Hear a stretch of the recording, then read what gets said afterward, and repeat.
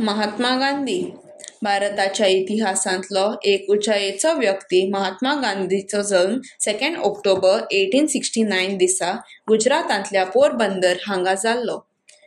अहिंसक पद्धतीचे उपेग करून ब्रिटीश सत्ते आड देशाची स्वतंत्राये खातीर केल्ल्या झुजांचे फुडारीपण ताणें केल्लें आनी ताका लागून ताका संवसारभर नामना मेळ्ळी. सत्य आनी अहिंसा हाचे शक्तीचेर गांधीचो विश्वास आशिल्लो. लिओ टॉल्स्टॉय आनी हेन्री डेव्हिड हाच्या शिकवणेचे प्रभाव पडून गांधीन सत्याग्रह हें ताचें तत्व तांच्या संदेशाची बुन्याद आशिल्ली.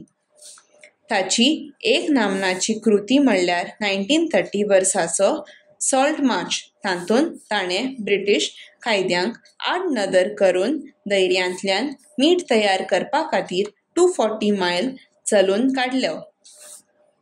गांधीन आत्मनिर्भर भारताचेरूच भर दिलो आनी लोकांक खादी हातान गुंडाळपाक कपडे घालपाक प्रोत्साहीत केलें.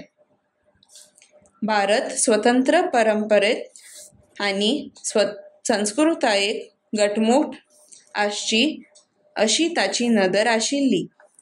भारत सोडचो असो उलो मारलो ताच्या फुडारीपणाक लागून आनी शांततायेन केल्ल्या निरोधांक लागून 1947 भारताक स्वतंत्रताय मेळ्ळी. ताचो मोग शांती अहिंसा ही शिकवण संवसारभरांतल्या लोकांक प्रेरणा दिवपाक चालूच आसा. 1948 वर्सा 30 जानेवारी ताका मरण आयलें.